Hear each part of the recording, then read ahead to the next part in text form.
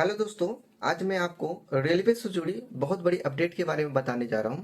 अगर आप ट्रेन से यात्रा करते हैं या अगर आप ट्रेन से यात्रा करते हैं या नहीं भी करते, या अगर आपका फ्रेंड सर्किल या रिलेटिव या आपके जानने वाले में से कोई भी अगर ट्रेन का सफर करते हैं यानी ट्रेन में यात्रा करते हैं, तो उनको जानना बहुत जरूरी होता है। अगर आप इन अपडेट को नहीं जानेंगे तो आपको नुकसान हो सकता है, आपको समस्या का सामना करना पड़ सकता है।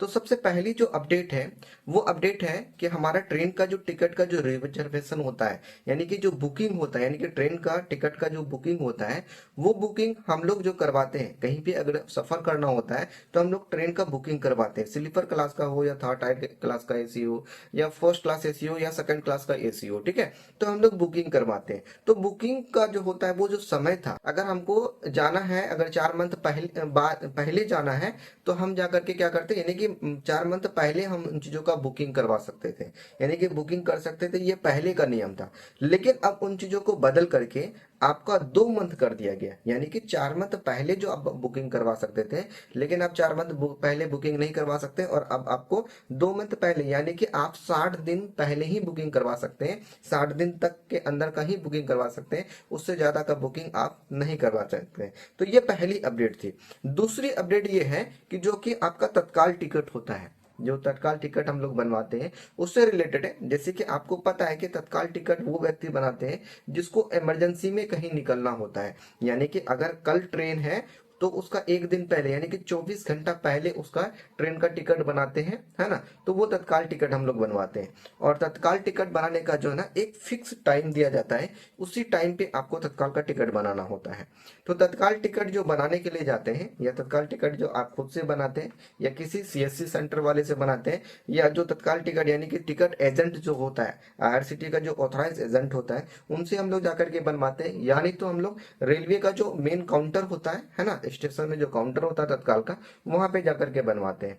तो तत्काल टिकट जो हम लोग बनाने के लिए जाते हैं, उसमें जो बहुत बड़ी बदलाव किया गया है, जैसे कि आपको पता है कि तत्काल टिकट का जो एक फिक्स टाइम दिया जाता है कि पर डे आपको अगर एसी का कटाना है तो आपको 10 बजे आपको कटवाना पड़ेगा। अगर आप स्लीपर क्लास का कटवाना चाहते हैं तो आपको 11 बजे का टाइम दिया जाता है। इसी फिक्स टाइम पे वो तत्काल का टिकट बनता है। और आपको पता है कि जैसे ही तत्काल टिकट बनाने के लिए जाते हैं तो वो कुछ ही सेकंड में आपका बुक कंप्लीट हो जाता है, यानी कि सीट फुल हो जाता है। तो अब उसमें जो बहुत बड़ी बदलाव किया है, ये बदलाव किया है कि पहले जो होता था ना, सिर्फ तत्काल टिकट होता था जो कि आप बुकिंग करते थे। लेकिन अब जैसे ही तत्काल टिकट बुक करने के लिए जाते हैं तो उसमें कुछ सेकंड में तत्काल टिकट फुल हो जाता है, लेकिन उसी के बदले में उसी वही टिकट ना तत्काल से कन्वर्ट हो जाता है प्रीमियम तत्काल में। अब प्रीमियम तत्काल क्या होता है?